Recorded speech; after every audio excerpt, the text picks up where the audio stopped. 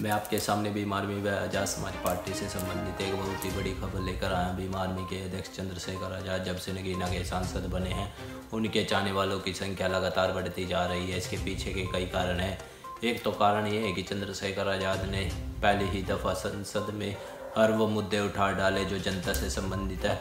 इसके साथ साथ पूरे देश में कहीं पर भी अत्याचार होता है, चंद्रशेखर आज़ाद अपने काफिले के साथ पहुंच जाते हैं, जबकि दूसरे नेता और सांसद सिर्फ और सिर्फ ट्विटर के माध्यम से ट्वीट करते हैं। लेकिन चंद्रशेखर आज़ाद ज़मीनी स्तर पर जाकर पीड़ित परिवार के लोगों के साथ कंधे से कंधा मिलाकर उन्हें न्याय दिलाते हैं। इस कारण भी उन्हें सभी लोग प्यार करते हैं, चाहे वो देश में हो या विदेश में। चंद्रशेखर आज़ाद के अगले जाने वाले का कारण ये भी है कि चंद्रशेखर आज़ाद पूरे एक ऐसे सांसद हैं जो सच को सच और झूठ को झूठ बोलने की हिम्मत करते हैं, जबकि दूसरे नेता या सांसद सिर्फ और सिर्फ कुछ मतलबी अपने के लिए यानी कि वोट के लिए सच को सच नहीं बोल पाते। लेकिन चंद्रशेखर आज़ाद ने इतना तक बोल डाला है कि मैं जब तक जिंदा हूँ बहुजन समाज को कुछ भी करने की यानी कि घबराने की ज़रूरत नहीं है, क्योंकि हम सभी लोगों के सामने सीना टकरा कर लड़ेंगे।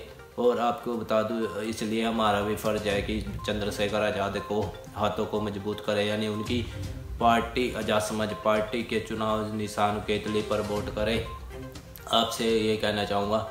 और अभी हुआ ऐसा ऐलान कि जब चंद्रशेखर आज़ाद ने सांसद बनते ही कर डाला था ऐलान कि प्रदेशों में होने वाले उपचुनाव में आज़ाद समाज पार्टी पूरे दमदारी से चुनाव लड़ेगी। लेकिन उत्तर प्रदेश के साथ ही पहले हरियाणा में उपचुनाव थे जहाँ पर 90 सीटें हैं, उसमें से चंद्रशेखर आज़ाद ने बहुजन समाज पार्टी के बाद इंडियन नेशनल लोक दल के साथ गठबंधन करने के बाद चंद्रशेखर आज़ाद ने जननायक जनता पार्टी से गठबंधन किया और 90 सीटों में से 20 सीटों पर अपने प्रत्याशी और 70 सीटों पर जननायक जनता पार्टी ने प्रत्याशी उतारे, लेकिन एक भी सीट नहीं जीत पाए। इसके पीछे की चंद्रशेखर आज़ाद ने यह सच्चाई बताई कि हमारा हरियाणा में इतना मजबूत संगठन नहीं है, आने वाले समय में हम वहाँ पर भी मेहनत करेंगे और लोगों से वोट की अपील करेंगे। इसलिए चंद्रशेखर आज़ाद का उत्तर प्रदेश में भी चुनाव प्रचार करते समय चंद्रशेखर आज़ाद ने पहले ही लाइव आकर बोल दिया था, जिस दिन मतदान होने थे उपचुनाव के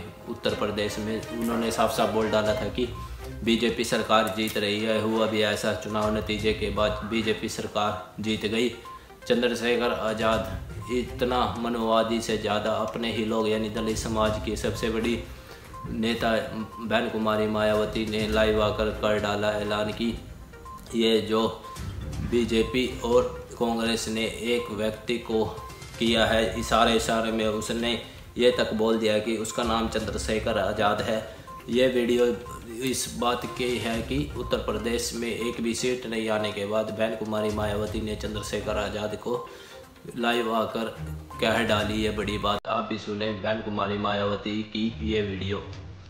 इसके साथ ही यहाँ मैं ये भी कहना चाहती हूँ कि यूपी में सन 2007 में बीएसपी की अकेले ही पूर्ण बहुमत की सरकार बनने के बाद से कांग्रेस, बीजेपी व इनके समर्थक सभी जातिवादी पार्टियां ये सोचकर काफी घबराने लगी थी कि यदि बीएसपी केंद्र की सत्ता में आ गई तो फिर बाबा साहब डॉक्टर भीमराव अम्बेडकर का व इनके अनुयायी रहे मान्यवर श्री कांशीराम जी का भी हर मामले में अधूरा रहा सपना जरूर साकार हो जाएगा।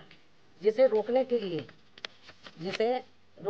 फिर इन्होंने अंदर आपस में मिलकर ये जो जातिवादी पार्टियां हैं, कांग्रेस, बीजेपी या कंपनी के जो लोग हैं, फिर इन्होंने अंदर आपस में मिलकर वे पर्दे के पीछे से खासकर दलित समाज में से बिकाऊ व स्वार्थी किस्म के लोगों के जरिए अब इन्होंने अनेकों पार्टियां बनवा दी सन 2007 के बाद से, जिनको चलाने व चुनाव लड़ाने आदि पर पूरा धन इन्हीं ही पार्टियों का रहता है। तभी ये पार्टियां कई दर्जन गाड़ियों को सामने लेकर चलती है और अब तो ये हेलीकॉप्टर व प्लेन से चुनावी दौरा भी करते हैं। ऐसे लोगों में ये आम चर्चा है।